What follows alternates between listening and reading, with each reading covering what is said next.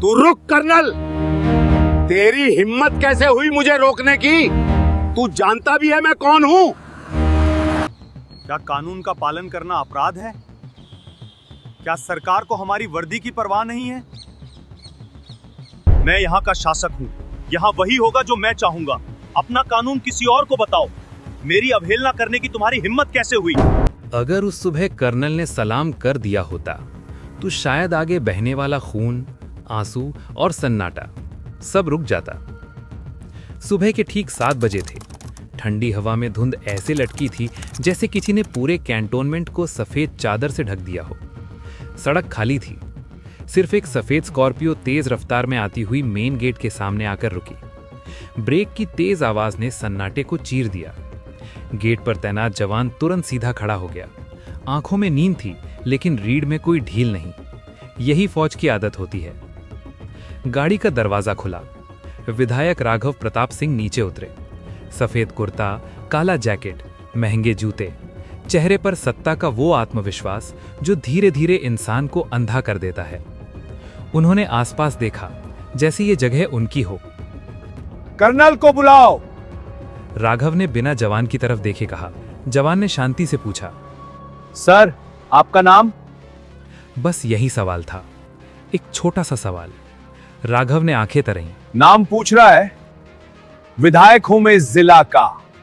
जवान ने 1 सेकंड भी बहस नहीं की। इंटरकॉम उठाया। आवाज नीचे नहीं आई लेकिन चेहरे से साफ था कि उसे अंदाजा हो चुका था कि कुछ ठीक नहीं होने वाला। 2 मिनट बाद अंदर से एक साया उभरा। कर्नल अर्जुन मल्होत्रा। साफ सुथरी वर्दी, कंधों पर सितारे, चेहरे पर उम्र से ज्यादा अनुभव। आंखों में थकान थी लेकिन डर नहीं। वो गेट के पास आकर रुके। विधायक को देखा। सीधा खड़े रहे। सलाम नहीं किया। उसी पल हवा भारी हो गई। राघव प्रताप सिंह का चेहरा सख्त हो गया। होंठ भिज गए। तुम जानते हो मैं कौन हूं? कर्नल अर्जुन की आवाज शांत थी, बहुत शांत। हां, जानता हूं, लेकिन यह सैन्य क्षेत्र है, यहां नियम चलते हैं। राघव की हंसी जबरन निकली। नियम? तुम्हें पता है तुम किससे बात कर रहे हो? तुम लोग मेरे अंडर आते हो। कर्नल ने पल भर के लिए जवानों की तरफ देखा, फिर विधायक की आंखों में आंखें डालकर बोले, हम देश के अंडर आते हैं साहब। वो एक लाइन जैसे किसी ने आग में पेट्रोल डाल दिया हो।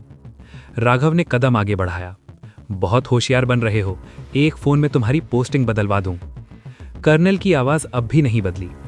धमकी देने से पहले आप कारण बता दें। गेट पर बिना अनुमति प्रवेश की इजाजत नहीं है। राघव ने चारों तरफ देखा। कैमरे, जवान, दीवारें। उसे लगा यहां उसकी सत्ता छोटी पड़ रही है। यही बात उसे चुभ गई।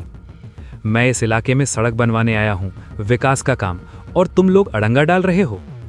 कर्नल ने फाइल मंगवाई। कागज पलटे। ये फाइल अधूरी है। सेना की जमीन से सड़क निकालने के लिए केंद्र की मंजूरी चाहिए। राघव की आवाज ऊंची हो गई। मंजूरी मैं दिलवाऊंगा, तुम काम शुरू करवाओ।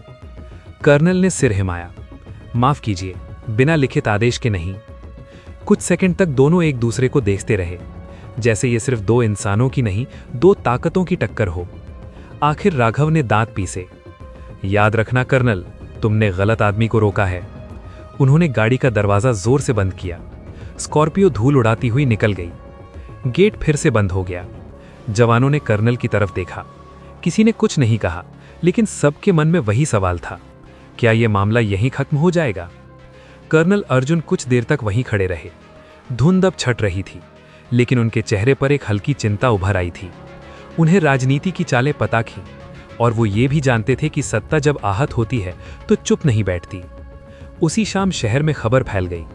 विधायक को आर्मी अफसर ने गेट से लौटा दिया।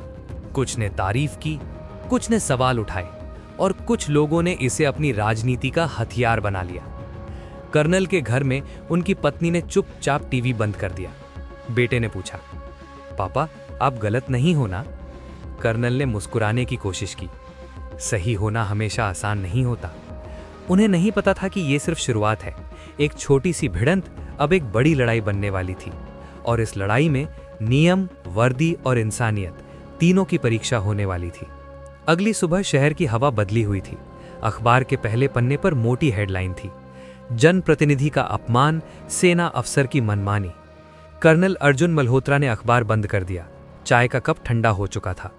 उन्हें हेडलाइन से ज्यादा वो शब्द चुभ रहे थे जो नीचे लिखे थे। सूत्रों के मुताबिक विधायक को जानबूझकर रोका गया। सूत्र, यही शब्द राजनीति में सबसे ज्यादा खतरनाक होता है।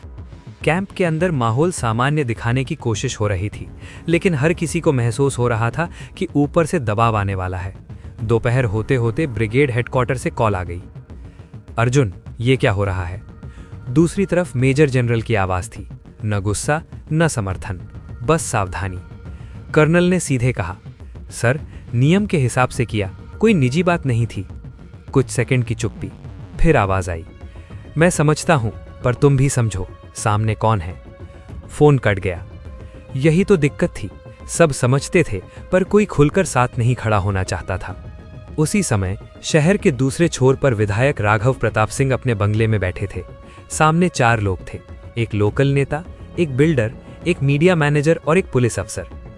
इमेज खराब हो रही है, मीडिया मैनेजर बोला। लोग सोशल मीडिया पर आर्मी के पक्ष में जा रहे हैं। राघव ने टेबल पर हाथ मारा, तो पलट दो नैरेटिव, सवाल उठाओ उसकी नीयत पर। पुलिस अफसर ने धीरे से कहा, सर, आर्मी अफसर पर सीधे आरोप थोड़ा रिस्की है। राघव की आंखें ठंडी हो गई। रिस्क नहीं लोगे तो सत्ता नहीं बचेगी। कोई पुराना मामला निकालो, जमीन, फंड, कुछ भी। बिल्डर मुस्कुराया, सर, कैंटोनमेंट के पास जो पुरानी झुग्गी बस्ती है, लोग कह रहे हैं सेना ने दबाव बनाया था।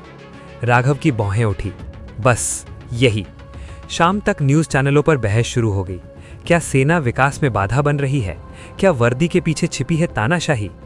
कर्नल अर्जुन टीवी के सामने नहीं बैठे, लेकिन उनकी पत्नी नीलम सब देख रही थी। हर डिबेट, हर आरोप। अर्जुन, उन्होंने धीरे से कहा, ये लोग तुम्हें विलन बना रहे हैं। कर्नल ने गहरी सांस ली। ये सब शोर है, सच टिकता है। नीलम कुछ नहीं बोली, लेकिन मां होने के नाते उनका डर साफ था। उनका बेटा स्कूल गया था, और स्कूल में बच्चे सवाल पूछते हैं, बेरहम सवाल। अगले दिन कैंप के बाहर कुछ लोग इकट्ठा होने लगे। पहले 10, फिर 50, फिर 100। हाथों में तख्तियां। विकास रोकोगे तो जवाब देंगे। सेना हो या नेता, जनता सबसे ऊपर। पुलिस तैनात की गई। मीडिया वैन खड़ी हो गई। कर्नल ने बाहर निकलकर देखा। चेहरे शांत रखे, लेकिन आंखों में गुस्सा था। ये वही लोग थे जिनके बच्चों को फौज के डॉक्टर ने मुफ्त इलाज दिया था, जिनके घर बाढ़ में फौज ने बचाए थे। पर नैरेटिव बदल चुका था। शाम को उन्हें एक नोटिस मिला जिला प्रशासन की तरफ से। आपसे अपेक्षा की जाती है कि आप सड़क परियोजना में सहयोग करें। शब्द विनम्र थे, लेकिन मतलब साफ था। उसी रात कर्नल को फिर कॉल आया, इस बार दिल्ली से। अर्जुन, मामला बढ़ रहा है। आवाज सीनियर थी। राजनीतिक दबाव है, शायद तुम्हें साइडलाइन किया जाए। कर्नल चुप रहे। तुम्हें कुछ समय के लिए छुट्टी लेने को कहा जा सकता है, आवाज ने जोड़ा। छुट्टी? मतलब हटाना? फोन कटने के बाद कमरे में सन्नाटा था। नीलम ने पूछा, क्या वो तुम्हें हटा देंगे? कर्नल ने खिड़की से बाहर देखा। अंधेरे में गार्ड की परछाई दिख रही थी। पता नहीं, लेकिन ये लड़ाई अब सिर्फ मेरी नहीं है। उसी वक्त कैंप के बाहर नारा लगा, कर्नल वापस जाओ। और उसी भीड़ में एक आदमी चुपचाप फोटो ले रहा था, कर्नल के घर की, गेट की, गार्ड की। ये सिर्फ विरोध नहीं था, ये तैयारी थी। और कहीं ना कहीं किसी फाइल में, किसी टेबल पर कर्नल अर्जुन मल्होत्रा का नाम अब लाल स्याही से घेरा जा चुका था। उन्हें अभी अंदाजा नहीं था असली चोट कहां से आने वाली है। तीसरे दिन सुबह 4 बजे कैंप की सायरन नहीं बजी थी, फिर भी कर्नल अर्जुन मल्होत्रा की नींद खुल गई। फौज में रहते हुए आदमी खतरे की आहट पहचानना सीख जाता है। ये कोई आवाज नहीं थी, ये एक बेचैनी थी जो सीने में उतर आई थी। मोबाइल देखा, 7 मिस्ड कॉल, सब अनजान नंबर। उसी वक्त दरवाजे पर तेज दस्तक हुई। नीलम घबरा गई, इतनी सुबह कौन? कर्नल उठे, दरवाजा खोला। बाहर 3 लोग खड़े थे, सिविल ड्रेस में, पीछे 2 पुलिस वाले। कर्नल अर्जुन मल्होत्रा? जी, आपको पूछताछ के लिए साथ चलना होगा। नीलम का चेहरा सफेद पड़ गया। किस बात की पूछताछ? एक आदमी ने फाइल खोली। कैंटोनमेंट के पास झुग्गी बस्ती हटाने में ज्यादा जोर जबरदस्ती का आरोप है। एक नाबालिग घायल हुआ है। कर्नल को एक पल के लिए लगा उन्होंने ठीक से सुना नहीं। मैंने किसी ऑपरेशन का आदेश नहीं दिया, उन्होंने साफ कहा। पुलिस अफसर ने नजरें चुरा ली।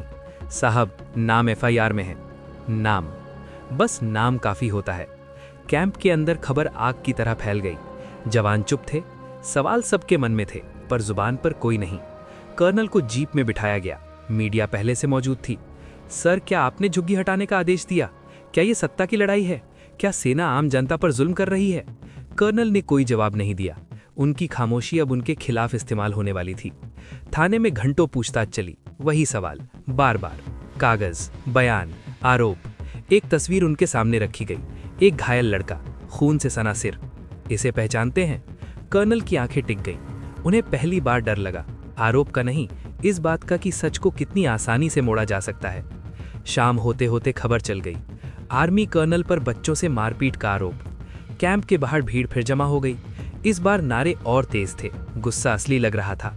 नीलम स्कूल पहुंची बेटे को लेने। गेट पर एक औरत ने फुसफुसाकर कहा, ये उसी का बेटा है ना? बेटे ने माँ का हाथ कसकर पकड़ लिया। मम्मा, पापा बुरे हैं क्या? नीलम कुछ नहीं बोली, वो रोई भी नहीं, आंसू बचा के रखे थे। रात को कर्नल को छोड़ा गया, सबूत जांच के अधीन थे, लेकिन तब तक बहुत कुछ हो चुका था। कैंप लौटते वक्त उन्होंने देखा, गेट पर पोस्टर चिपके थे, तानाशाह कर्नल मुर्दाबाद। वर्दी की आड़ में गुंडागर्दी। जवानों ने पोस्टर उतारने चाहे, कर्नल ने हाथ उठा दिया, रहने दो। कमरे में बैठकर उन्होंने पहली बार खुद से सवाल किया, क्या सही होना काफी है? फोन बजा। इस बार आवाज ठंडी थी। अर्जुन, तुम्हें अस्थायी रूप से गैर सक्रिय किया जा रहा है, जांच पूरी होने तक। गैर सक्रिय मतलब वर्दी पहनना मना, मतलब पहचान छीन लेना। कर्नल ने फोन रखा। वर्दी अलमारी में टंगी थी, उन्होंने उसे छुआ नहीं। बाहर बारिश शुरू हो गई, जैसे शहर भी चुपचाप रो रहा हो। उसी बारिश में कहीं दूर राघव प्रताप सिंह अपने बंगले की बालकनी में खड़े थे, फोन कान से लगाए। सब प्लान के मुताबिक चल रहा है, सामने से आवाज आई। राघव मुस्कुराए, अभी तो बस शुरुआत है। उसी पल कर्नल के घर के बाहर एक पत्थर आकर गिरा, फिर दूसरा। नीलम चौंक गई। कर्नल खिड़की तक आए, बाहर देखा। अंधेरे में कुछ चेहरे थे, गुस्से से भरे। उन्होंने दरवाजा बंद किया। आज पहली बार उन्हें सच में लगा, शायद इस बार वो लड़ाई हार रहे हैं। उस रात कर्नल अर्जुन मल्होत्रा सो नहीं पाए। कमरे की लाइट बंद थी, लेकिन अंधेरा नहीं, अंधेरा उनके अंदर था। बाहर कभी कभी पत्थर गिरने की आवाज आती, कभी किसी के हंसने की, जैसे कोई ये यकीन दिला रहा हो कि अब वो सुरक्षित नहीं है। नीलम चुपचाप बैठी थी, उन्होंने कुछ कहा नहीं, बस कर्नल का हाथ पकड़ लिया। वही हाथ जिसने बरसों तक बंदूक थामी थी, आज थोड़ा कांप रहा था। तुम थक गए हो, नीलम ने धीमे से कहा। कर्नल ने हल्की मुस्कुराहट की। थकान फौज में नहीं, यादों में होती है। उन्हें अचानक बहुत पुरानी बातें याद आने लगी। पहली पोस्टिंग, सीमा का इलाका, माइनस तापमान, और वो रात जब उनकी पलटन ने एक गांव खाली कराया था। गांव छोटा था, कच्चे घर, बच्चे नंगे पांव। खुफिया सूचना थी कि आतंकी छुपे हैं। ऊपर से आदेश था, क्लियरेंस। उस ऑपरेशन में कोई आतंकी नहीं मिला, मगर एक बच्चा डर के मारे कुएं में गिर गया था। कर्नल खुद कूदे थे उसे निकालने। घंटों बाद जब बच्चा होश में आया, उसने कर्नल की उंगली पकड़ ली थी। वही दिन था जब अर्जुन मल्होत्रा ने अपने जवानों से कहा था, हम सिर्फ सरहद नहीं, इंसानियत भी